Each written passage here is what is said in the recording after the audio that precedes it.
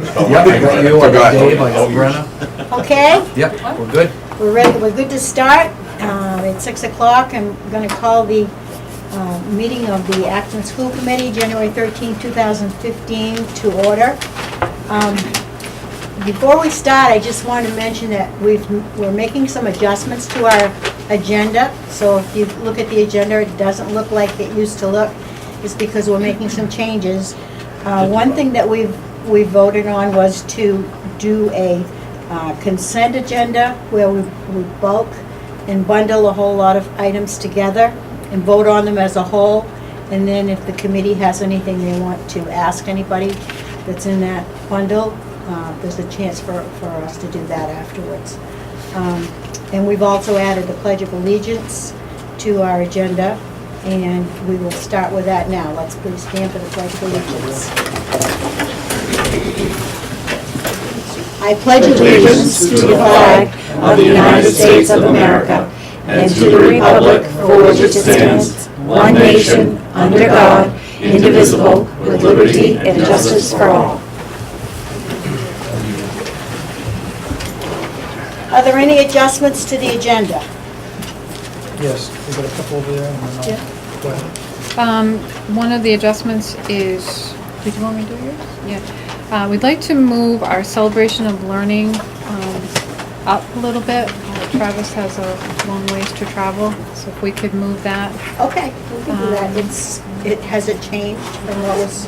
Just, it's a... Instead of Gail, it's Travis. I know, but I mean, it was Gail Bovaz, it changed to Travis. Yes. Yes. Oh, the other thing I'd like to add on is we need to pick 2 members from the school committee board for our stipend committee, and if we could get that done tonight too, I'd like to, under new business 9.6, if we could Okay, have that on. 9.6 will be to Stipend. appoint, just put stipend committee, Members, yeah. committee members.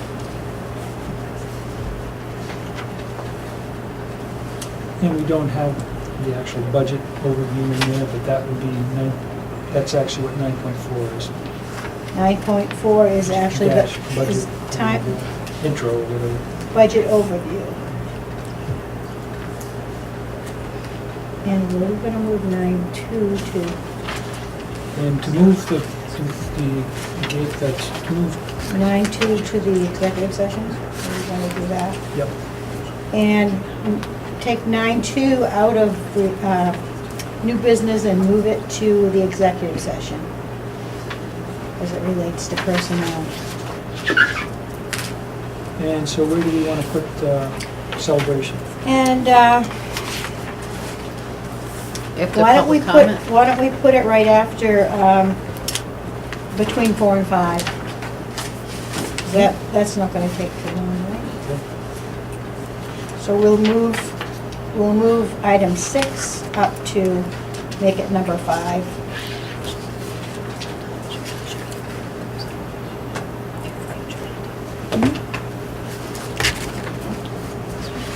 Okay, any other adjustments to the agenda? Then how about comments from the public? Any comments from the public? Madam Chair, would you do us the honor of introducing a new superintendent? I have would not had the be pleasure of delighted to meeting do him. that. I'd be delighted Thank you. to I'll do do it that. myself. Bob, Tom Gore. Very pleased to Glad to meet you. introduce Bob what? England. Bob England. England, okay. Thank you. Yes. Mr. Neal, and you? Debbie Casey. Debbie Casey. Kelly Herman. I can, Don't even go there in that back row. Or I didn't know we had helpers tonight. Welcome. Thank you. Yes, we're very pleased with the progress that we've made here at the school since Bob has come on board. So we're very fortunate to have him as our superintendent. Thank you. Okay, now we're going to number 3, which is the consent agenda, which groups the approval of the minutes, the superintendent's report, the principal's report, special education director's report, accounting and personnel director's report, facility director, and IT director. Those are all bundled together, so what I would look for is So this is the first time you've done this? Yeah. Is there any of those you wish to pull out of there? Not tonight. Okay. Okay?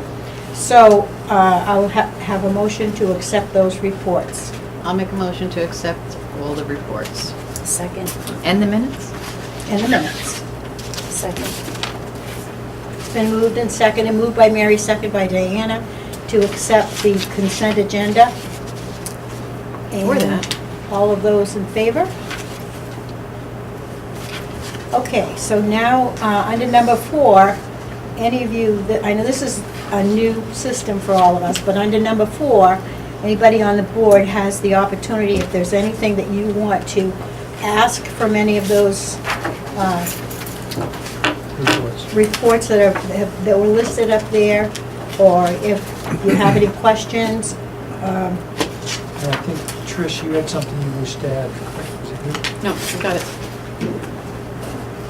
I would like to mention that the high school vote is tonight for the Sanford High School, so I'll be waiting to see what the result is of that vote. And I'm hoping, for the sake of our children here in Acton, that they vote, the high school in.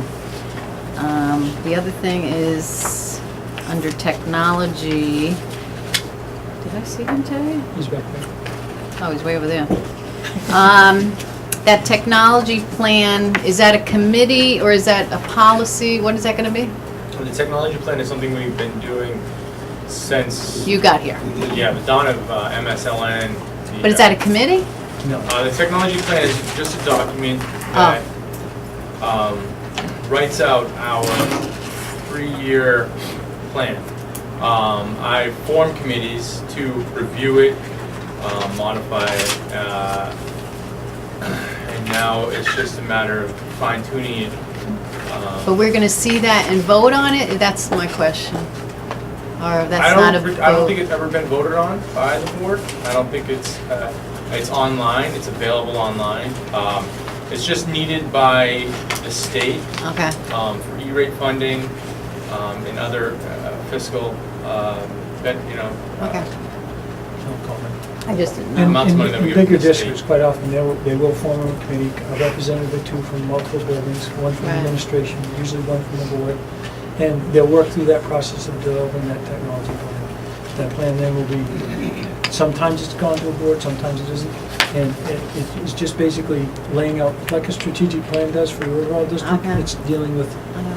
laying out a plan for technology-related things, primarily because of the money that comes through E-rate and so forth. It's, You have to have it in place. well, it's a requirement to have in place now because I think MLTI won't even consider It's it. a requirement by E-rate for E-rate funding and to get our internet from the state that we get now. And the MLTI program has now required it or requested it to have it implemented. So we've had it since 2000. But you keep tweaking it, or? 2002. You have So to you gotta update the modify plan it. every- Okay, by law. You have It's to- a 3-year plan, so every 3 years, okay. you have some strategy, some action that you want to take, and you kind of map it out in this document. And it's all laid out, it's online, it's available under the school I will look website. for it. Okay. Of course, it's online. I just Um, had one question for Mike too, and that is how we're coming along with the plan with Gail and Jen Goodwin working on curriculum with They're not so much working on. integrating the I technology wasn't able into to it. attend the last 2 meetings, but Gail, Jennifer, and Tricia have met twice already, and she can probably inform you more on that. We're meeting 9 o'clock Monday mornings. When Mike can attend, he joins us. Gail, Jen, and I go over their concerns. We go over the standards, curriculum, talking about how to implement more of what they're doing with each other, as well as with the content areas. I think our meetings have been exceptionally productive. They're Good. 2 hardworking women, so every Monday. Good. Anybody else have any other questions? Yes, Go ahead. just a question about the oil. So we pay the contracted price, or do we pay the price now? We pay How do we- We pay what we walked in at. 318. I just saw it. 318. Yes. Okay. Sometimes it bites you and sometimes it's a blessing. Well, this is the first time that it's happened that I can remember. Oh, that yeah. we- What is oil right now? Or is this bunker oil? 260. 229, I just filled up today. Well, No, who no, do you buy it from? heating oil. Oh, It's yeah. usually. For my home heating oil, But it's who do you- who do you buy it from? Really? Yeah, Where you go? But it's less, who'd you buy it from? Deer Pond. Oh, well, you gotta shop around. You can get it for less than Anything that. else, man? Okay, anything else? No. And I just wanted to add one other thing too. I wanted to thank our superintendent for a very productive workshop last week with the board on the strategic plan. It was, we got a lot done and it was a great workshop and very well led and organized. And I want to thank you for that. And I'd like to add, thank Kim, and part of the auditing of the district, we looked at individual contracts, you know, for the places up, and there were some issues there, and you want to comment on what we've done there, so, because I think we're final on. Yeah, we're done. For all our subcontractors, we worked with Drummond and Woodsum to come up with a template that was specific to make sure that subcontractors were really detailed as subcontractors and not employees, because that's been catching some school districts. Because when you have somebody that actually works in your facility and uses your equipment, and there's that gray area of whether or not they're actually an employee. When it comes to a lot of our, we have like 6 major subcontractors. We were given a template of which we used that template and sent it all out to all our contractors and revamped all the contracts we had on file. And that's the template that was in our packet. Yes. Yes, Yeah. that's right. So that would be for like physical therapy, occupational therapy. OTPT, yep. OTPT, all those Yeah, things. even drivers, you know, contracted travel. Yep. Anything else? Any other comments? Or questions? Then let's move on to celebration of learning. Cool, thank you. Hello, those who don't know me, I'm the music teacher here, Travis Corcoran. I've made some packets about what I'm about to talk about. Some of them got stapled really strangely, so just don't pay any attention to those. And don't hurt yourself. Don't injure yourself on the hardware. Yeah. Yeah, can you bump the volume just a little? Perfect.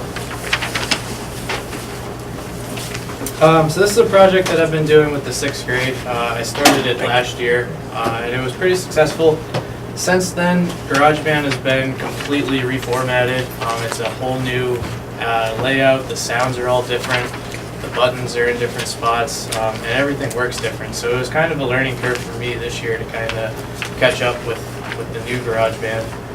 But it's neat. I'm learning to like it. I didn't really like it so much at first just because of the differences and how it sounds and everything, but it's okay. I'm learning to live with it. So let's get started. The commercial project prompts 6th grade students to dream up a product or service that would make their lives better. So especially if you're looking at a paper right now, just look at the top. They're supposed to name an invention and then describe to me what it does.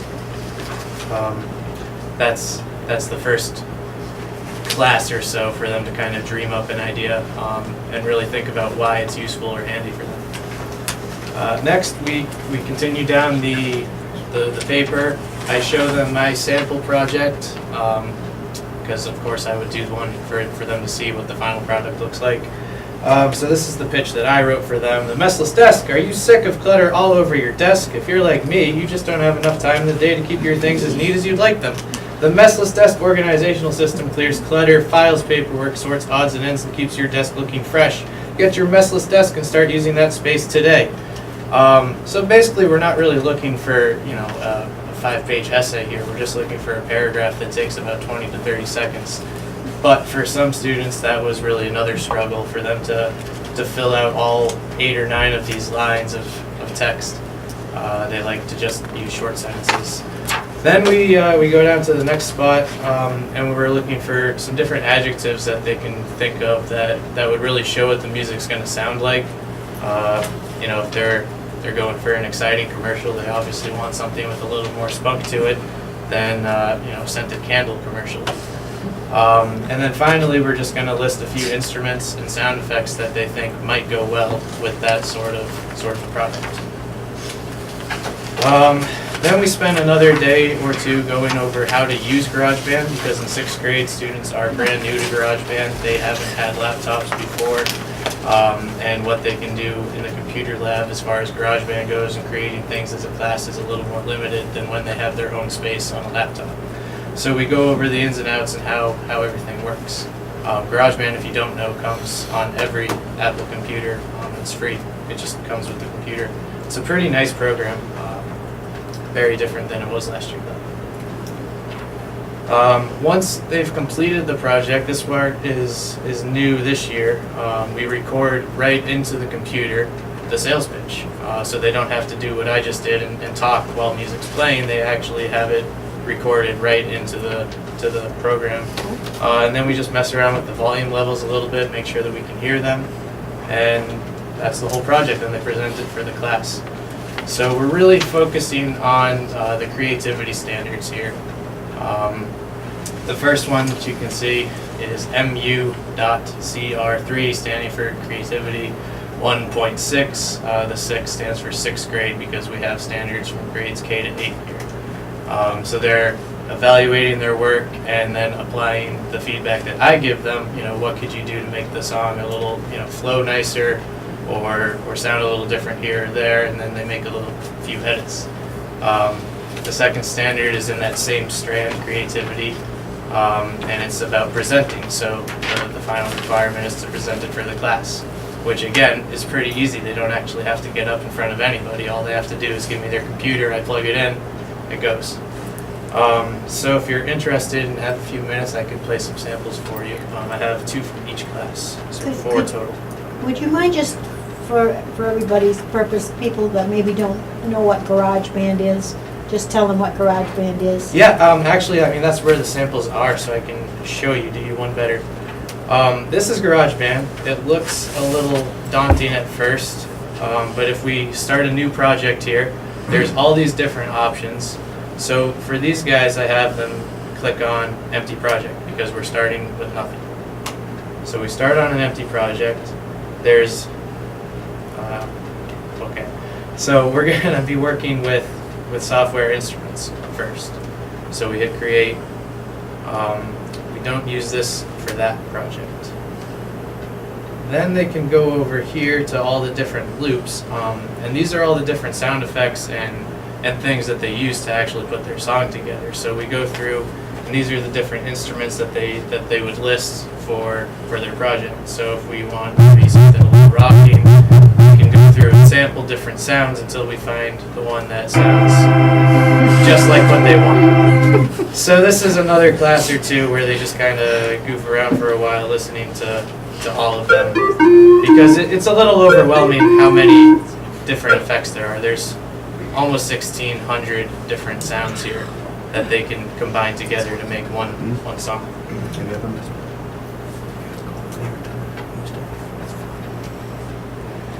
So if you have a paper, you can follow along. Some of them are a little tough to understand. They talk kind of fast. But I like all of them, but I chose 4 that really stood out. Are your kids whining because their snack is boring? Well, come to Walmart and get your $50 eat-your-own face made freeze-thousand machine. This machine will make your snack so fun. Put your face on your chip and then you're ready to eat your own face. Call this number 1-800-2554 and get free shipping today.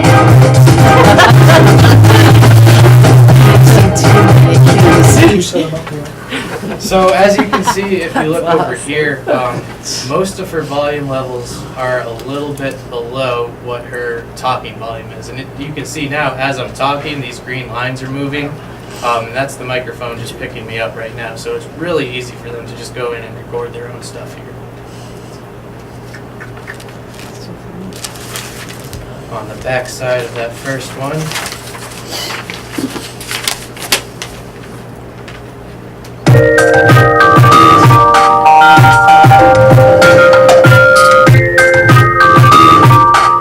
Do you have trouble turning your page?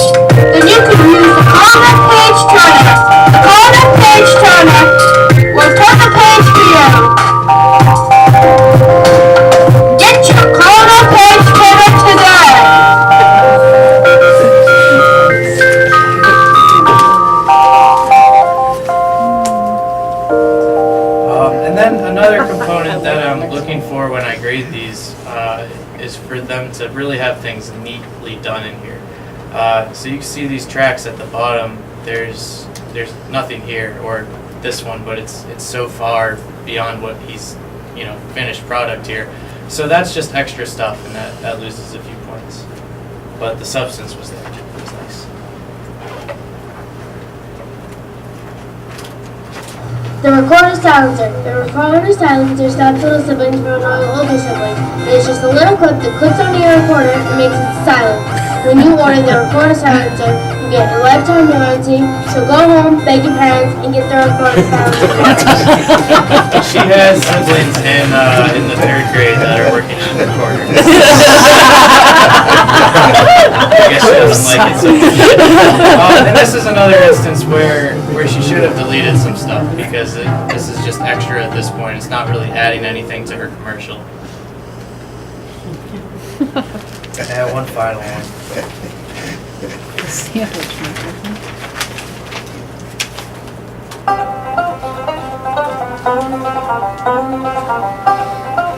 Hello everybody, I want to introduce to you the Sandwich Maker 3000.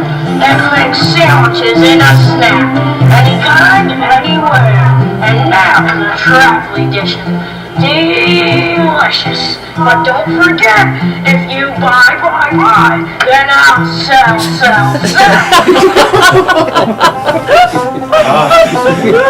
Future salesman. The 6th graders love food. A lot of these projects, sandwiches or making your bed or something like along those lines. Did anyone have any questions? I just want to say that it's a very engaging project, and the children that I talked to when they were doing this, they really enjoyed it a lot. Oh, awesome. Thank you. I just want to make a comment too that from a classroom teacher's perspective, the fact that Mr. Corcoran teaches this at mostly all levels, it's so much nicer for when they come into our classrooms and we're teaching a keynote and they can do something extra with this where I might not necessarily know how to use that app. So the fact that he teaches them and they can add those extra things to their keynote presentations in our classroom makes it 10 times better. So it's fantastic. Thank you, Travis. It's going to make them smarter consumers. Right. Cool. Well, thank you for your time. No chores, more food. Thank you, Travis.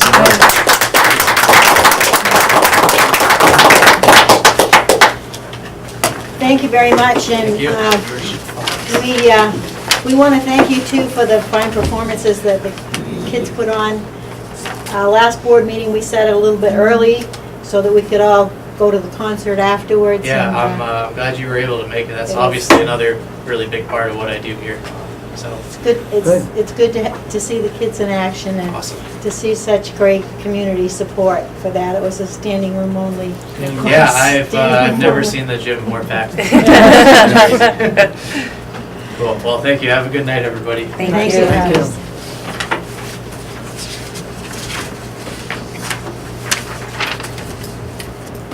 All right, we'll move on now down to our number 5, which is progress monitoring reports.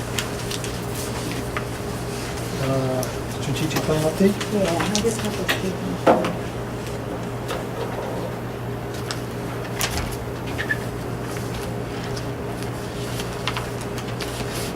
He's absent. Yeah. Kevin will be absent. Would any of you like to speak to what took place at the workshop we had the other day? Other than what Judy said earlier? All young said. We had a strategic planning meeting. How this came about was this. Okay, this is really my 3rd board meeting. And I've been in school districts where during the budget process, the plans on where the district could go seem to come up at the same time, and they get muddled in the process of the budget. And they really need to be 2 separate discussions. And because otherwise you end up kind of shooting from the hip in your budgeting process. I've done some looking back, and it appears that, all good intent, but there hasn't been a really strategic plan that is laid out, agreed to by all parties, whatever. And then that's what you're going to try to create your budgeting cycles to fulfill over time. As a result, budgeting cycles are more like shoot from the hip of where we are at this moment. So I encourage these people, if we could try to meet before the first budget thing, and at least get some idea of where they might want to go strategically as regards to the district in education.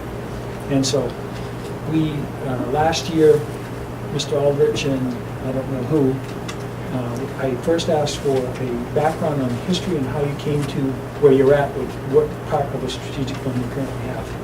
And I can say that from my experience on how a strategic plan should be laid out, you should have community involvement in the front end, you should have staff involvement in the front end, you should have board involvement, and so forth. And you should coalesce around a mission and vision that's agreed upon, and then start vetting out how to meet educational programs or goals that you want to have through a series of action steps. They did that first part, but it kind of stalled, I guess you could say, at that point. And when you guys interviewed me, that was one of the things they said, we need to get this strategic action plan in place. So this kind of leads a little bit into the budget potentially, so I'll say what I did since I got here.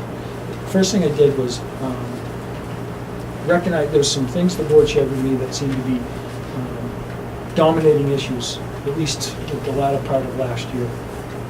And first thing I did was, no matter what you do in the school system, whether people like it or not, it comes down, you can't have an education system without funding. So the first thing I did was just make sure that the funding, or how it's being handled and so forth, was adequate and I could trust, in this case, Kim. And very quickly, I said, I don't have to worry about that aspect right now. So I could shift my energies towards the other aspects, which will lead into a strategic plan over time. And that's determining where the district is at in a variety of roles. And one of the first things I wanted to do was make sure I got into, because I could, because of the size of the building, get into every classroom and see what's really going on. And I think these people can attest I did get into every classroom. Not so, I didn't get into the, I'll point to these two here mostly. I didn't get into the middle school as much. One reason is my office is down that end, and I already could tell I'm going to hear a good portion of it.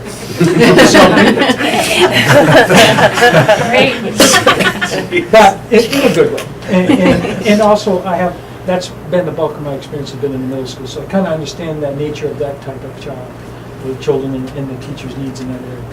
So I spent a little bit more time on the younger end, because that's an area I haven't spent much of my time in. Well, in the process, I came up with what I feel are some things that could be addressed. Now, as time's gone on, I can say right up front, I'll wait till the budget to say that. Okay, so back on strategic plan. So through that process, identified some things that I haven't had a chance to we haven't had a chance to really vet out these things really well. However, I did meet with each board member individually with different stages. I met with them over about a period of a month. And there you first, right? I forget. Kevin was first, Kevin I was first. second. But it evolved. What I communicated each week sort of evolved a little bit further along the line. I also met with the entire staff, everybody, including custodians, in a staff meeting back in November 10th this year. And I'd been on staff about a month. But very quickly, I had done an analysis, an assessment of what the staff is, what it needs, a variety, just leave it at that. And I was concerned of the viability of this school district being here in the future, to be honest with you. Being the type that you want for a community that is willing to support. Your declining enrollment is to such a degree that in the near future you may have some hard decisions to decide on what you want to do. Whether you want to maintain the school system, because it's going to be expensive. And that's just the way it is. I think it is, a school, particularly a community school, is the nucleus of this community. And that was clearly evident at that concert the other day. Literally, when she says standing room. We walked in, we had no seat. We stood on the side and we had to kind of get room with a hip check. That's great. But when you have declining enrollment and so forth, you're going to have some issues for funding. It's just the nature of it. So then I started looking at it as, how can we, I believe too, this is strategic plan and budget now. I believe if you don't look far enough down the road, all of a sudden you're going to have to deal with something with an abrupt change, which is going to have an unintended impact in areas you didn't plan for. But if you can look a little bit down the road, you can start to plan for that and maybe have a soft landing instead of a hard landing. And that's actually the direction I'm trying to go for. So one of the things that we talked about in the strategic plan, well, separately, but then as a group, was how can we better cope with maybe declining enrollment more, maybe flat enrollment, still got increasing costs. How are we going to deal with that? And also, I believe you're going to begin to see some turnover in your staff because this is an older teaching population compared to many places. There hasn't been much turnover. And that can be healthy and unhealthy, can go both ways. So basically I was doing an audit on that aspect, and then we did audit on turning contracts and a variety of things. So the strategic plan, I kind of had to know before we went into the budget where the board may stand and where they think the community may stand and something. And I got where are we? We're at the A. Not even, we just started A. So to build a budget when you're really at A, when you really should be somewhere around M when you're thinking, is a little bit premature, if you say. But we're driven by the nature of the beast. We have to do one at this point. So when we get to the budget, I'll talk more about that. But, like I said, the process that took place came up with essentially these 7 areas of focus, and they'll be put on the web. But we started there, essentially. We said, let's review these and see if these are still accurate. This isn't the board's work. This is a combination of collective. We just wordsmithed these some degree, and we tried to make, and the main thing was, we tried to make the wording be almost self-explanatory, that first statement. For example, before it, you'll just say goal 1, goal 2, goal 3, goal 4, and what does that tell you? So goal 1 would be now academic achievement and learning. That's what we're talking about. And then we have a statement. Non-academic experiences and learning. And we have a statement. Educational environment, organizational systems, communication, staff development, and financial resources. Those 7 things will now become the nucleus, or how we'll link in all goals and directives of where we're going to go, and resources and programs allocated to it. Does that make sense? And we need to schedule another meeting. So, and that's where that's at. Would you just add? Yeah, that's it. Good. Yeah. And for us as a board, I think we're excited to be able to actually see some real progress taking place in this that you can actually put your hands on, that the staff can actually use, and that the public or anybody can pick it up and understand. I think that was took out a little bit of some of the educational jargon and just put it in so that when somebody wants to know what these goals are, they can easily tell them just by reading this page, these 7 goals. Okay, crisis plan. But it says motion needed, or what? Right. Because we tweaked the wording Oh, of the goal. okay. I'll entertain a motion then to accept the revisions on the 7 areas of focus for the strategic plan. I'll make that motion. Okay, it's been moved and seconded that we accept the revisions on these 7 areas of focus of the strategic plan. Mind you, we didn't change the intent of them. We just changed the structure and the wording to make it more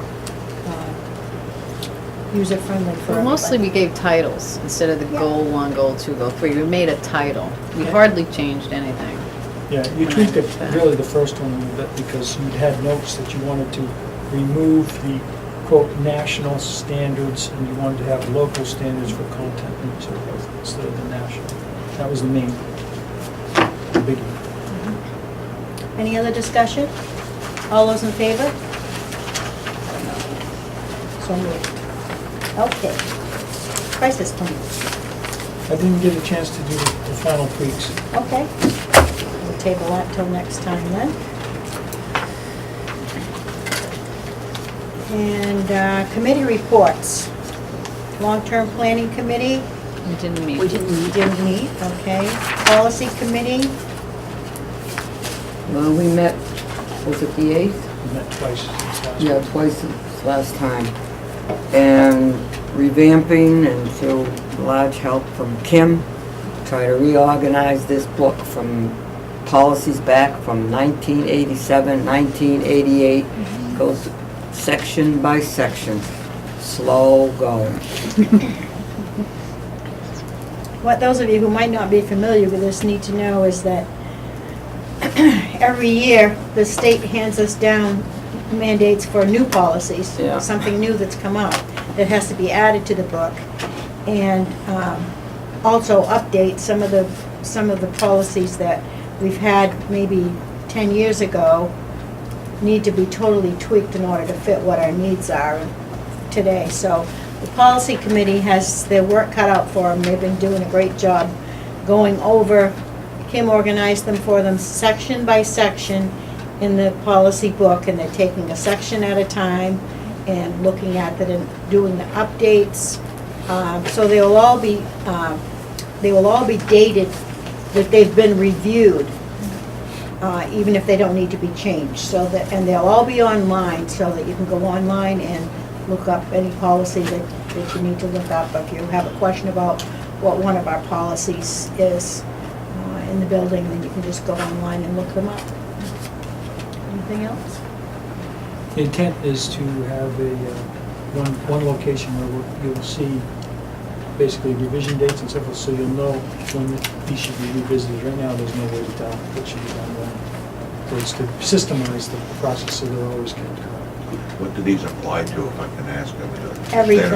Everything. It's kind of the school system Bible. That's what I call it. Standard operating procedure. It has all of that. It has to do with student, Decorum. Decorum. yeah, decorum. It has to do with special education. It has to do with truancy. It has to do with Hazing, bullying. bullying. A lot of new things have been coming out for that. Yeah, in a nutshell, if you don't have a policy, you don't have guidance to tell you how you should act. And if you do have a policy and you don't act according to that policy, then you have potential. Or they can be a stumbling block in certain circumstances, so. Exactly. Sometimes they can be. Right.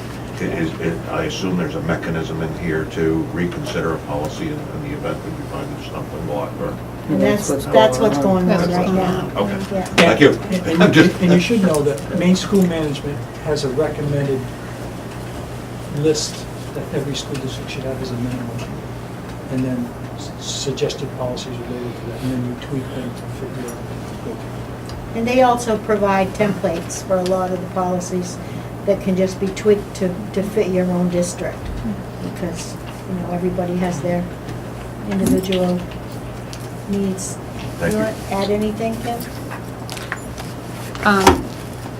Well, that's exactly what they do, and they've also, when I submitted the list of everything that we had in our policy book, she, in through 5 emails back to me, sent me all the new ones we had to do. So as we go through each section, like one of the first sections we did, we have the 2, which you're reading 3. You're doing the second reading tonight. The ones that we went over at the last policy was a board governance, which we got through almost the whole section, actually, but we didn't have any new policies within that section, but we had quite a few where we wanted to make sure that the state references exactly what it should be, because it's so old. We had a few that we changed. A lot of formatting changes, that type of stuff as well, but I think when we get done, we're going to have a really well concise policy manual that, like you said, will be like our little Bible. We're going to follow, and we keep track of when things need to have annuals, things that need to be, if a certain procedure has to be done on an annual basis, that, we're starting a calendar to keep track of that so that we don't miss anything in that regard as well. Yeah, and Kim really deserves a lot of kudos for all the work she's doing on these policies. We're very appreciative of Thank you, Kim. her work. I'm so appreciative. I'm so glad this is getting done. Okay, unfinished business, none. Let's move on to new business. Under new business, we have contract for special ed services for Sanford High School. You have read, oh, no, we didn't get to This policy, this contract came about, I forget how many years ago. It was a few years ago. It was when Sandy was here, I believe, and we were looking to make our high school transition smoother and for our special ed kids, and also to save some of staff from Acton having to run to Sanford High for IEPs and things like that. So we contracted with the town of Sanford to take care of all that stuff for us through their own special ed director. And that contract somehow kind of slipped through the cracks. And so we're kind of catching up with that, and bringing it back up on board now. And the contract that we're looking at tonight is to provide grades 9 through 12 special education administrative services. And it's a contract through the Sanford High Special Ed Department. And to sum it up real quick, since we have a bigger audience, the last time we had a contract was 2010, and I happen to know what the reason was. Basically, Sanford businessman dropped the ball and didn't bill us for future years. So we've been getting special ed services at Sanford since 2011. Pro bono, I guess you could say. Pro bono. You know, Thank you, Sanford. and What else can you say? No. What happened is, we made the contract. We didn't realize it was just for 1 year. Right, they were supposed to, they're businessmen, but they had turnover and they dropped the ball. Right. So, They was, and you I thought it mentioned was this- I signed a contract I thought it was forever. for that first year. I signed a contract, and, But when I was sitting here But on we the never board, got I thought billed. it was forever, you know? Right. Yeah. yes. This contract is completely new, so what is the board's role with this contract Just tonight? What really are so we you're being, aware of it. Just to be aware of it, Just it's to be something aware. that we need, yeah. Now, So, and but- for the since the public here and the board, in the past you had a contract which you would have a certain rate per child. Okay? And that would require them to audit it. Long story short, they're proposing a flat fee for the first 2 years and then a 5% increase each year thereafter. I crunched the numbers 6 ways to Sunday. Kim can testify, because we both initially said, this isn't a good deal for Acton. This is what this is.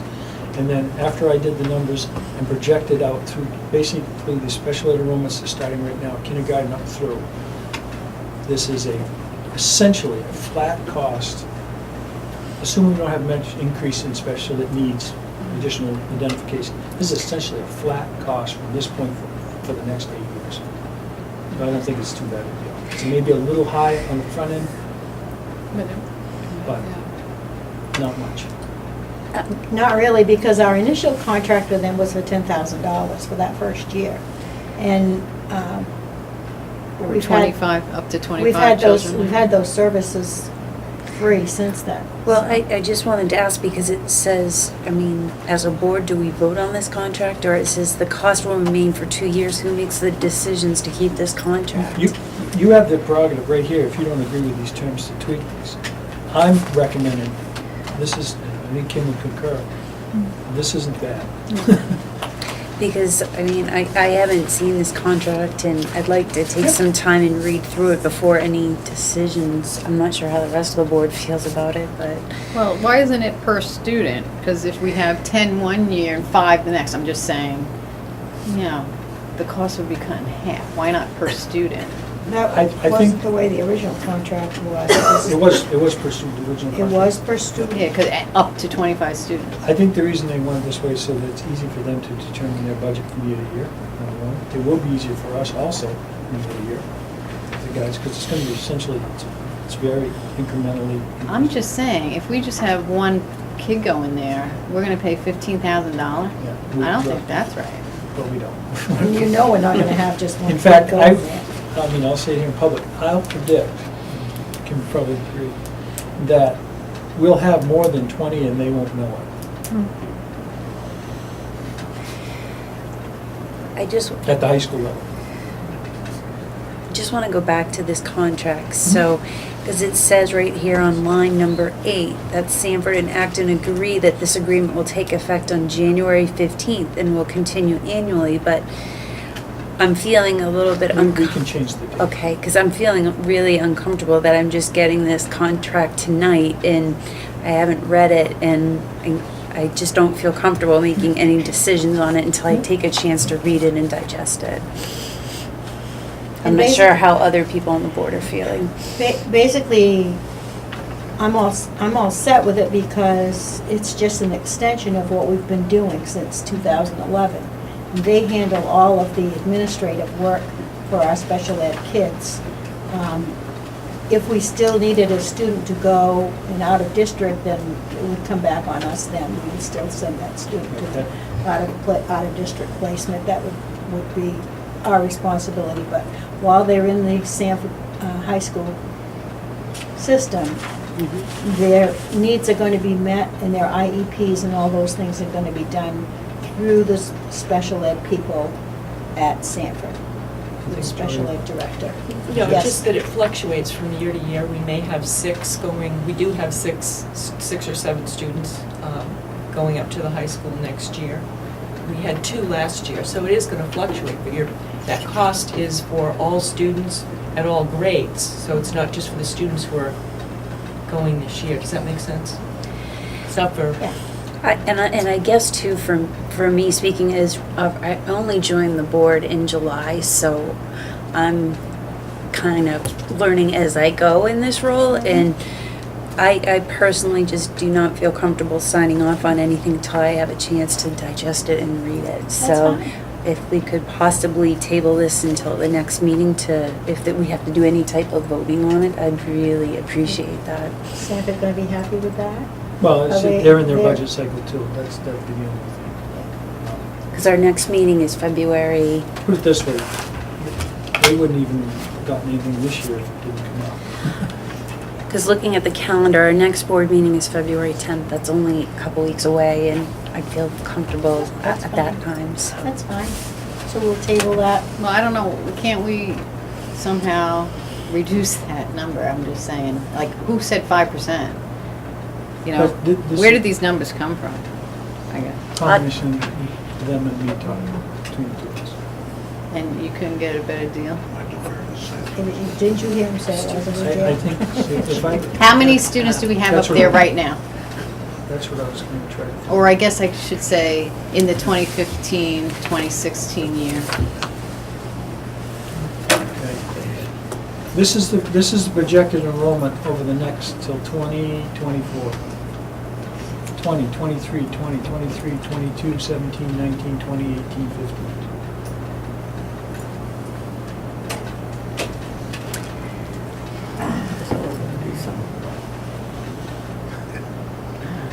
I don't know how we can So that's have that many. That's the numbers. And maybe too, in the next board packet that comes to us, if that could be included as well when we're thinking about this contract. To give you an example, in Yeah. 2010, it was $450 per kid? This is $750 per kid this year and next year. Next year is $652 per kid. It actually drops because the numbers go up. Okay. But, you know, why, And then it's 788, 719, 789, 1,073. I mean, increase by 5% every 2 years. Right, but I'm telling you what it would be on a cost per kid from now through to 2024. It's 750, 652, 788, 719, 786. Right, when does this Pretty flat. end, this contract? Well, it says And when either of us decide to end it. it says this cost will remain fixed for 2 years. So I guess I'm just wondering how long, it doesn't really say how long the contract. Yes, it does. It'll go until either party ends it, and you Oh, currently have. either party may terminate this agreement? That's correct. At any Oh, okay. time. And you currently have a contract for 10 years for all High high school, school for the high kids, school kids, which which started, was last year. Renewed it last year. so they should coincide in the future. You should make them be the same.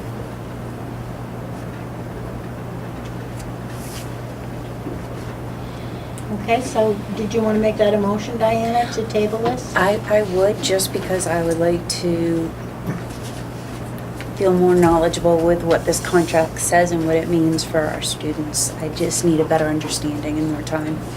So I make a motion to table this until the February 10th board meeting. I'll second it. Okay, it's been moved and seconded that we table the signing of the contract for special ed students with Sanford until the February meeting. Any further discussion? All in favor? I'd like you to look at that from a special ed standpoint. Make sure it's all in there. Okay. 9.3, do we have a copy of that here? 9.3, Kim? I emailed it to you. That's, A while ago? you asked me to send it, I sent it. Well, anyway, what this is, the annual notice to the commissioner regarding the superintendent. Every year, school committee is required to submit paperwork to the Department of Education as stating as to who your superintendent is going to be for the coming year. And that's what we are going to be submitting, that report saying that we plan to retain Bob as our superintendent for next year. For the public's And I'll be knowledge. signing that so it can be sent off to, Yeah, you'd have to do that by January 31st to provide a plan of what your options are going to be. That's the statute, January 31st. so this is just meeting some of the letters of the law for the Board of Education. Any questions on that from anybody? Nope. Okay, so now we're at 9.4, which is the budget meeting dates and timeline. And it's also going to include, we've added to that, initial budget overview, which Bob's going to present to us. We partly started talking about that earlier on the strategic plan. And I'm going to look at the audience because few people haven't heard it, but these people have. In order, for what I came up with, I did a little history. I asked the administrators, how was it done in the past? How was the initial budget process done in the past? And I've heard 4 or 5 different ways. And what I heard was last year, the community or the selectmen or the warrant finance people, they liked the way that it was done. So I said, well, if they like the way it's done, let's have some continuity, at least in that. So the format is somewhat similar. The one part that is different is last year, it was, Mr. Aldrich presented it, and he said it was the superintendent's budget overview. Well, I look at that as, this isn't a superintendent, but this is a budget overview, and it's simply this. It's not the budget that we're going to be ending up with. I'm certain of that.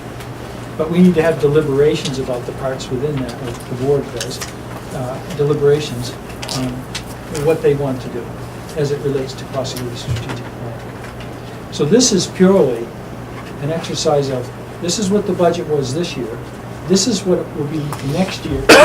Everything is essentially status quo, meaning same position, same whatever. The only difference is we've included the contractual increases due to contracts, support staff, and all employees, salaries and benefits. We've included the changes to maybe anticipated for fuel and so forth, and some things that we know we need. For example, I'm going to use Andy's. He needs a thing to clean the floors, and that's $45 or $65. 65. $6,500. So that's in there, and we've also included in it some of the things that we know we need to guesstimate. That's the word to use, guesstimate, because we don't know what the insurance contract's going to come in for health insurance. We don't know what the state EPS contribution is going to be. We're not going to know that till probably April-ish, May-ish. And last year you overestimated that. be honest with you. We overestimated revenue, and revenues from the state were actually less than what we were projecting. So that can have, that had a negative impact on the current budget. So you're kind of guessing at the dark on a few of these items. The good and bad of it is the EPS piece, the piece we get from the state, it is such a small piece for this community. That's bad in that we're not getting money from outside. But it's also good because we're not waiting until the last minute to hear what we got. So you can look at that two ways. So we're just gonna kind of walk through a story of this. And Mike's gonna run it first. So basically, this is a similar format which you had last year. And this slide, I think pictures sometimes say more than words. And so this is just basically a picture that describes essentially what we're doing here. Over here we have the question mark. What do we want for school? Okay? What do we want for our calendar? How much money do we have? How do we want to divide it up? Do we get everybody involved? And we got to crunch numbers in this process. As we do all that, we have to be cognizant of that we're really in a pretty fixed income community. Which means we got to also have this problem of declining enrollment, but we have increasing costs. So we got to crunch some more numbers. Then we got to figure out what the tax implication is. Then we got to vote. Anybody want to guess what that one is? Pull a rabbit out of a hat. Yeah. We're going to pull the rabbit out of the hat. Okay, next slide, please.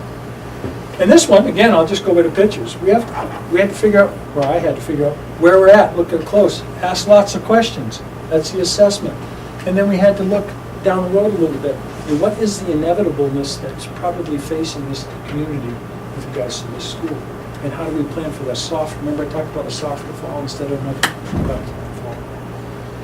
There's some hard choices, not necessarily, I won't say there's some hard choices in this budget, but I think in the next couple budget years, there's going to be some really hard choices to have to make as a community.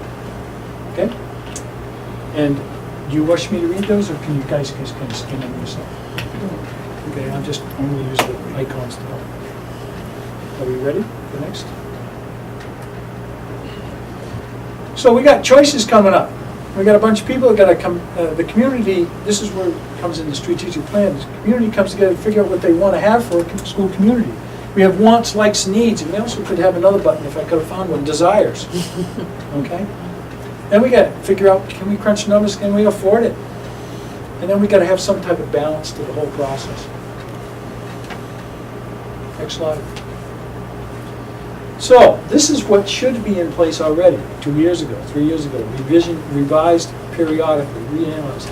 Group of people come together, they devise a mission and vision, and they start to develop a plan, they come up with ideas of action, they plan, and they cross out plans.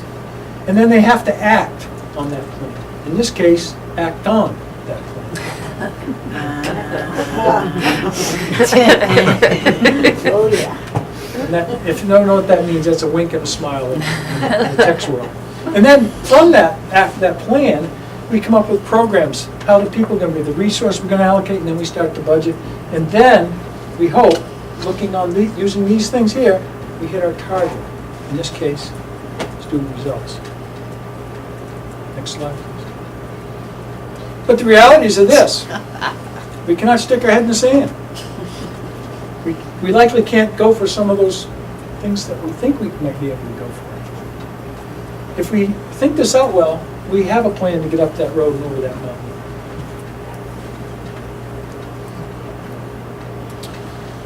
This is the big animal in the room, I think, in the community sense. Some people understand this, some people don't. Undesignated funds. I have no idea. I have any idea Mr. Neal knows, and I think Ted probably knows. But I want to just touch on that so that, and I know everyone over here knows. And Mike, but I don't know if they know, and I don't know if you guys know. Undesignated funds are the result of over budgeting your budget. Essentially, you're overtaxing your community. Okay? But is that malicious? I mean, was that intent to overtax? No, I don't think so at all. I think what happened, and I'm pretty certain of this, is you were budgeting because of some areas of uncertainties you didn't know. Remember I talked about earlier, you don't know what the revenue is going to be from the state, you don't know what the cost of health insurance is going to be. There's other things we did not know or don't know over the years. You don't know how many kids are gonna go to Sanford High School, you have to pay tuition. There's a variety of things there. Right now, we paid Sanford 94, was it 9,900? what, 9,000 what a year for the kid at Sanford? We paid 9,900 per student. 9,900 per student. So if you're off by 5 Yeah. students, that's 50 grand. Okay? So what would happen if you had an extra 5 students come into your community that you have to pay tuition for, and you didn't build something into your budget for that potential? You're going to have to, in the middle of the school year, come up with 50,000 from where? The only way you're going to come up with it is probably people, and probably your ed tax. You're going to have to cut them in order to meet that need. Or if you have a special needs kid that moves in. Ted right now is transporting a child quite a distance. It's an expensive proposition to put that child in that location. You don't know when that's going to happen. Okay? And I'm not saying that his transportation is expensive. The program is expensive where that child is. So I think over the years, you've been building into your budget some of these things, and some things happened and some things didn't. And as a result, at the end of the season, or end of the year, you have some money left over. That money was appropriated, approved by the town for school purposes, but the school didn't need it, so it gets set over here. And it can't be touched by the school board, by the school committee. I think some thought they might be able to at the beginning, but we thoroughly researched that. You can't touch it without going back to the voters and say, hey, can we reallocate this for another purpose? Yes, sir. I think there was another issue that came up last year when we were hearing too, if I'm not mistaken, Kim, and that was what was discovered during the budgeting process last year, was that budgeting was not being based on expenditures, but rather what the previous budgets had been. And That may be part of it that too. had occurred Yep. several times, if I'm Yeah, not mistaken. nutrition, yeah. Right. Yeah, they just do So a I think from the percentage. finance committee's position, we're going to be very interested not only in the numbers as budgeted last year and the year before, Yep. but what current expenditures are. And I'll just leave it at that at this Yep. point, but that was an important. And of course, we introduction. won't know what some of those expenditures are until the end of the year. Which will be before we have the budget, we'll probably be already into the budget approval by that point. So we gotta take that with a little bit of a grain of salt. So, the pro to the town, though, in this particular case, this is kind of interesting, because I'm not used to this kind of a school governance situation from where I came from. You're kind of a quasi, really municipal school system. Where does this money sit that's accrued? It sits in the town coffers. The town can gain interest on that. The school could never get interest. The town has interest on that. Does the community get to vote where that interest gets spent? Probably not. Okay, so the town is actually benefiting from the if you will, the town itself, the city, if you will, municipality. But again, it's still tied up. So there is interest being earned. It's not like I look at this as an opportunity of a savings account. 2 things here. You're budgeting for uncertainties, and probably also what you said in terms of true expenditures from year to year, and you're basing it on some projections. As I said earlier, I know I say we because I'm here now, but overestimated last year's EPS values, just a few $1,000s, but it was an overestimate. So, what do we do about this? I am proposing some type of way to have an insurance protection so we can eliminate this uncertainties. Okay? So that the budgets in the future can be more realistic and not have those built-in, oh, what happens if this happens, kind of thing. Okay? And that will be, not tonight, but that will be part of a further discussion. Okay? Basically, I'll summarize it this. I'm suggesting that we move undesignated into some specific designated funds. And 2 good examples are, you have a fuel designated fund. You guys know what I'm referring to? It's a fund set aside for a certain amount. Should fuel go crazy during the middle of the budget year, aren't your budget's already frozen? If the school board approved it, the town will vote, the community will vote for that and say, yes, we'd like to set aside, I don't know what the number is. $50,000. Okay. Now, 10,000. at some point in the future, the community has said, yes, that money's to sit there, it's designated, it's only to be used if it needed to be, but with approval of the school committee by vote. You also have another one for what's the term, long-range capital, basically, look at it this way. If the boiler dropped out tomorrow, we need to fix it tomorrow, there's a fund to cover that. But it can't be used unless the school committee, they can't divert it to some other needs. It can only be used for what that is designated. That money just sits there, and the town is gaining interest on that money. The next one is, and this is how you use the water, is because you don't know what these are. When it drops, you get all these ripple effects. So how do we prevent this this from growing in the future? We have to have a tighter budgeting process, and that's where we're headed. Last year had part of it. This year we'll have some more of it, and the following year we'll have more. Yes, sir. Can we go back to what you were just talking about, having these different, Designated? yeah, putting them into designated accounts? You're saying the school board can approve that. We can't as selectmen. We have designated accounts for capital improvement and fire truck, but once we need to spend that money, we have to go back to the town floor. Why wouldn't the school board have to go back to the town floor? We had John Woodson answer that question. He said, Well, I know when you school do law the- is different, that's why When I'm you do asking. the referendum, you're stating it here, the name of the account, what it's purpose for, what the value will be, and the stipulation it can't be used unless the voter's saying, yep, we approve for that oil, we approve for that. It can't be used unless the school committee. Okay, so you're gonna put that in there too with Oh, the account? Okay. that's already Okay, there. that- On the two that exist, it Yeah. already is there. Yeah, That'll definitely be part of it. okay. Okay. And that is actually already kind of thought out fairly well, and I think it's fairly well anyway, and we'll get to that but another time. Okay. Since I've heard that this is usually the bigger night, most people come, and sometimes it wanes, so I figured I'd put that in there now. That's why this doesn't have a lot of icons. Next one, please. So there's the calendar. You guys probably, if you need it, we can get you another copy, but there's the calendar of events. And that's when I say initial budget draft. Next page. And I'm not going to spend a lot of time on these next few slides, okay? These are split up by articles, and these are what they're for, okay? At the bottom, there's what it currently is, what the increase is over whatever. I'm going to just flip through these fairly quickly because I have a summary page, okay? So there's Article 2, which is regular instruction. Next one. This is the special ed line. Next one. This is other instruction. In this case, I'm going to take a second here because a lot of people don't know. This is like your sports. This is like your Odyssey line, Legos stuff. This is drama, that sort of thing, events. Next one. This is your guidance counselor, nurse, and so forth. That's what the different icons represent. Go ahead. And this would essentially be me, Kim, and Crystal. Okay. School administration. This is obviously the principal's office. Next one. Transportation. And I'll just take a second on that, just so everybody knows, may or may not know. We currently have a contract with First Student that expires next year. And we'll be looking for a, rebid, put it out to bid and so forth. And I can say this, that both Wells and Sanford are extremely pleased with Legendary. Extremely pleased.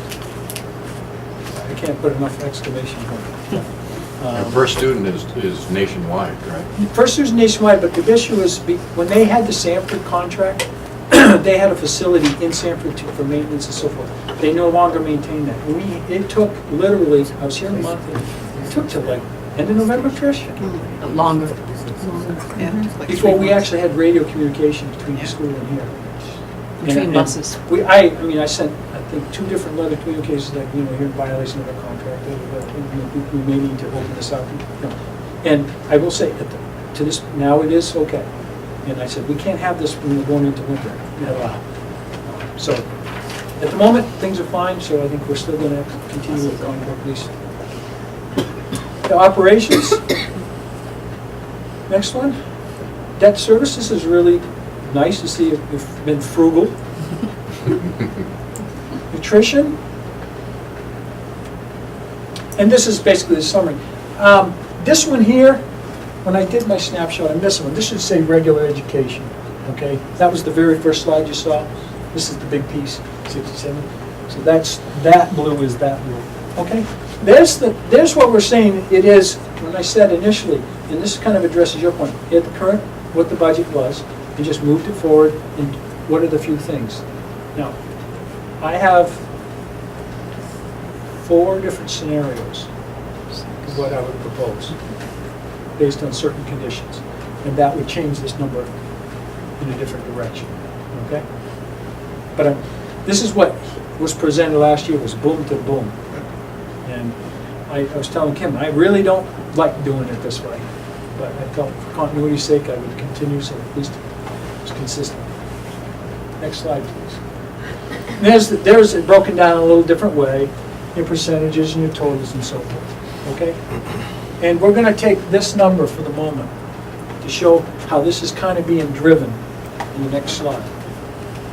Next slide. Briefly, what's driving this increase? Salary and professional swing account for 11% of that total. High school tuition counts for 63% of that total. Insurance benefits, I want to take a minute to talk about that. We do not know what the insurance rates are going to be until probably, I think we'll have a pretty good idea by the middle of March.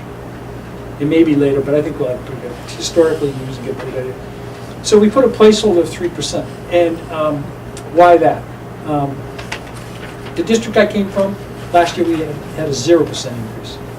This year I think they're going to have a much higher increase. And I think Acton may have that case this year, but I'm pretty sure if you stay with the same plan so forth, the following year you're definitely going to have an increase. Because they've shifted the insurance market to be based on experience rating for the pool in which you're insuring.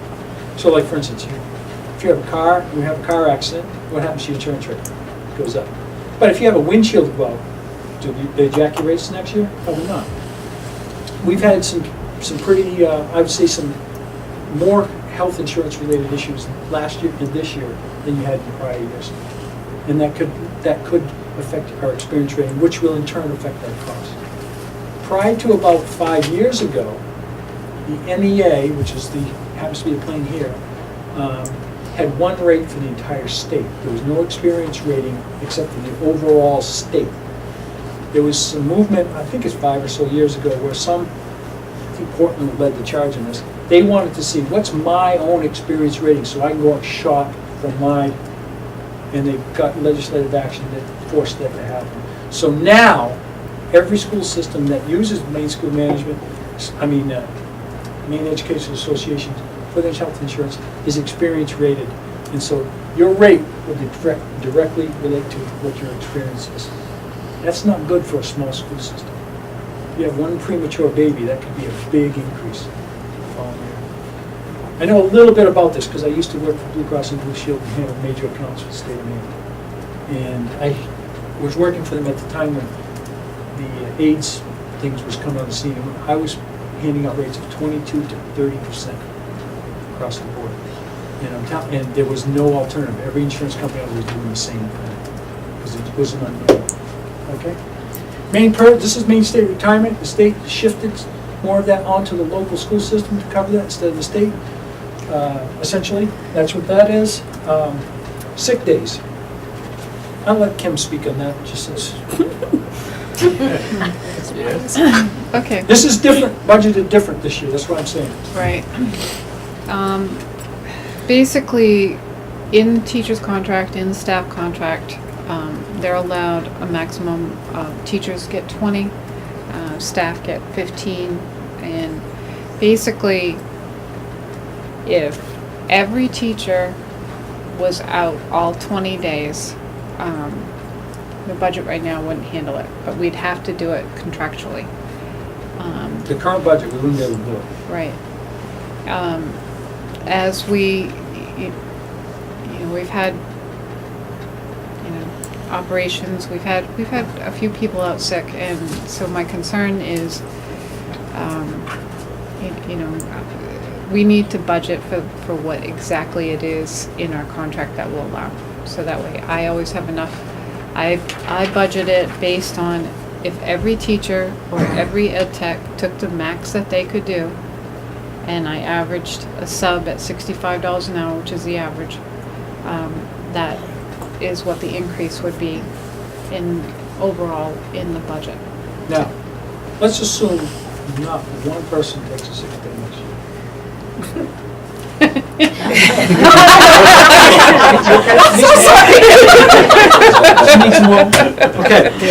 Okay. Where will that money end up? Undesignated funds. You got it. Okay. And there's another little piece, and I'm saying it to, I don't know who knows and doesn't know. You have these articles. Years ago, you used to have to worry about the bottom line, and you could move money back and forth among those articles without having to worry about too much. Now you're limited you can only make one move up to a certain percentage too, within any of those once the budget's approved.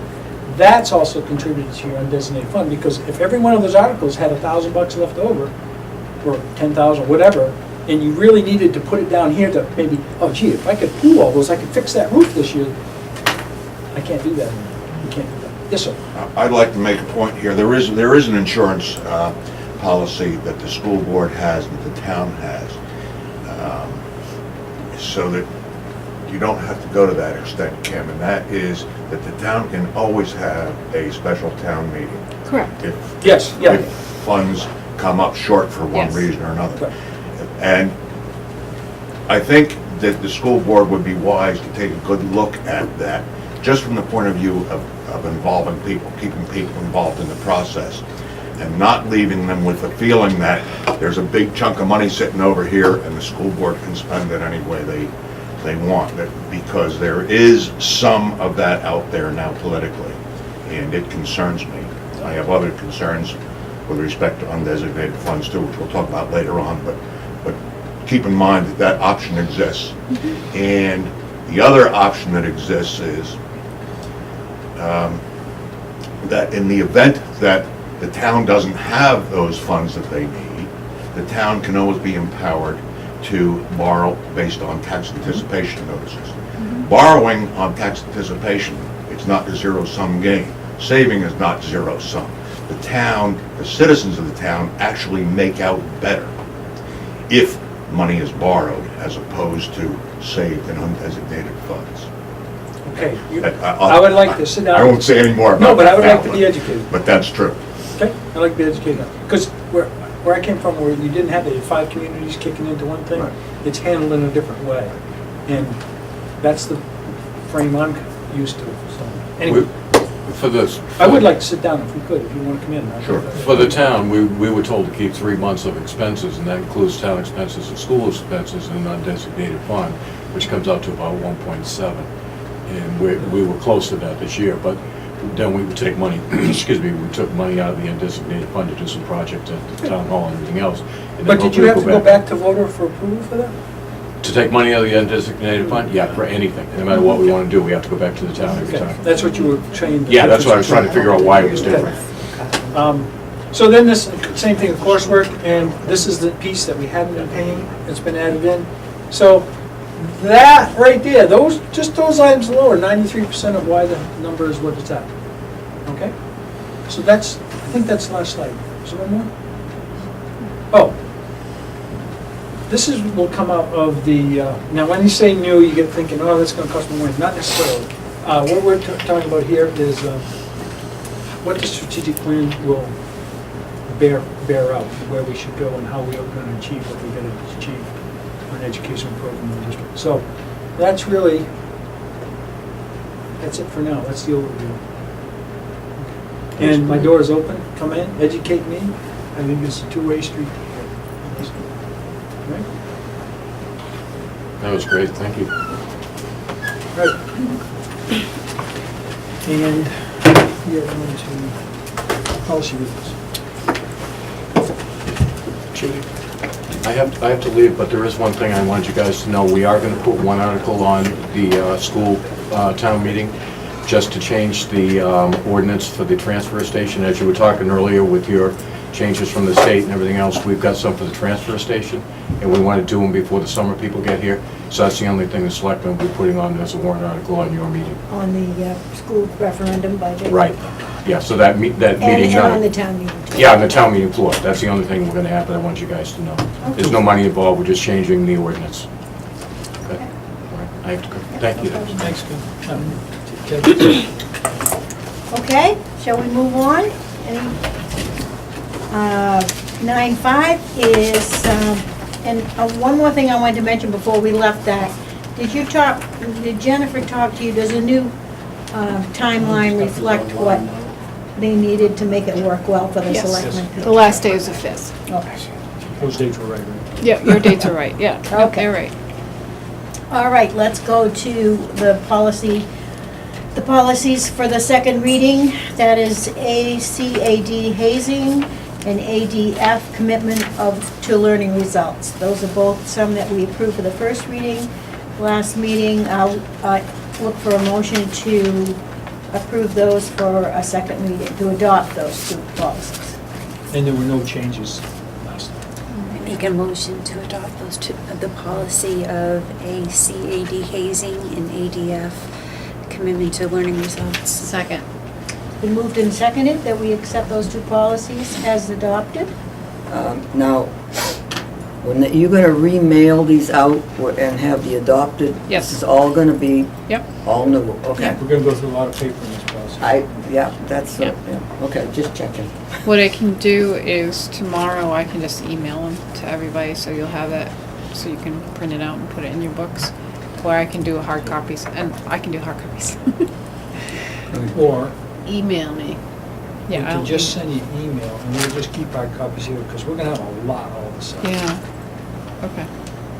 Any If you don't wanna further- generate a lot of papers. Well, I save don't you even paper. know if you need to email us. It's gonna be on the web. I didn't know if you have Read all a that. policy manual, you want to keep your policy manual updated? Sure. This is the only one. You got to, you pass it on. I so- will, and I'll pass it right on. I'll say, go to the website. I'd like to have them emailed if you don't. Okay. You wanna what? I want them emailed, so. Jeanette wants a hard copy, so you Well, I know got- you know what the needs and wants are, so you send Jeanette a hard copy and you email them to the rest of us and we'll all be good. I got it, no Okay, problem. Thank you, Like Kim. a teacher That's in all a right. printer. Huh? What? I mean, the book is That's written right. already, you got, somebody's gonna wanna open We a like book hers is good to keep more and sit time. and read something, instead of, I can't sit and stare at a screen. Ken, can you send that PowerPoint to Kevin? I mean, Ken, sorry about that. Bob, Pardon? can you send Yeah, that yeah. PowerPoint? To Kevin? Kevin? Okay, can we vote on these two now? It's been moved and Sorry. seconded that we accept these two policies, adopt them as second reading. Yeah. All in favor? So moved. Okay, 9.6, we need to appoint a couple of members, school committee members. Do we need somebody from the town? Yeah. Hey, we have some people from the town. No? Yeah. Bad. We have two You scared teachers, her. we have Tracy and Norma Pettigrew. And then we Tracy and need, Norma. I don't know. for, Stipend. and then, Do you want to be a member of a stipend committee? oh, she raised her hand real quick and I said, oh, good, there's our public. Yes, we do. Can We you do need just- a person from the town. We do. It'd probably be one meeting, wouldn't it? One, two. It's probably one, maybe two One meetings. or Two two meetings, yeah. at the Can most. can you, just for the greater good, just say, what is the purpose of the committee? What is, Sure. why is it? The stipend committee is, as part of the teacher's contract, it's a committee that's put together with two school committee members, two teachers, usually there's one from the public and the PTG, correct? It doesn't have to be TG, I think. Or just one Yes. from the public, okay. And then usually it's Trish and myself. There's section under Article 5, which we look at all the stipends for extracurricular and co-curricular. So all your athletics and then all your Legos and Clubs. all those type of stipends. Last year, we come up with a formula so it became a percentage of the base pay, instead of getting into hours and that type of thing. We also wanted it to, so if other people felt that they would like to present a stipend in commission, they had a committee to go to present what they would like to do, and then that committee would decide yes or no if they wanted to go forward with that. So this is really part of completing the budget for Article 5. Right, so say, the kids decided they need a recycling committee, and, a teacher wants to run it, and, maybe we should stipend that person. The stipend committee would say, is it viable, are there enough kids being serviced, et cetera, and we'll decide, then bring that through the budget process, we bring it to the school committee. Now, do you have a certain amount that's currently in the budget for stipends Yes. right now? Yes. I don't have it, yeah. I'll Basically- be on that committee. Okay. Yeah, I'll do it too. Okay, so there we go. I'll just do it. I thought you were gonna back out. Mary? I was gonna, now I'm not. Just Let me do it. Just let me know when What people about a meet. community person? This woman here. This woman here. There we go. What was your name? Kelly Herman. Thank you, Kelly. Thank you, Kelly. Thank you. So if you could give me your email before you leave, so that way, because right off the bat, I can give you the draft of where we are, That was great. and then, It's not hard. yeah. And then we'll communicate by email to figure out those meetings. Can I go back to the policies real quick? I came last year as the athletic director and presented the concussion policy. Yeah. Has that, Carol Yes. Linda looked it up, and I don't know where she looked up, she saw that it's still in draft. And I It's just wanna not. make sure it hasn't been No. forgotten. No, it's No. done, it was Approved that. approved and everything. Oh, okay. I was starting to pull it out for her the other day. It's in the book, but it was approved It last was year. Did you voted look on the web? We approved it last year. But I don't believe it's searched on the the web web. right now, and I think. No, the it's not on the web Okay, web right is I out of couldn't sync. find it on the I think web. it's out of sync. Oh, It's, yeah. okay, it's so just- we're all set? Yep. Okay, Thanks thank for you. doing that too, Thank because you. it's a requirement. You don't know.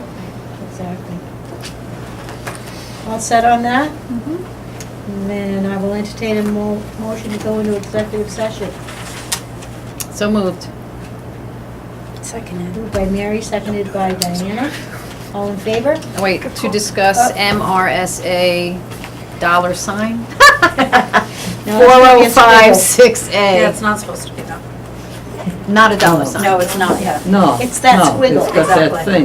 You got that All right, thing. but we Oh, were what is also that thing discussing called? retirement incentive. What is that thing called? I don't know, it's not a. I don't know. bill, It's is called it? you go into symbols and find it. All in favor? Okay. And you- Thank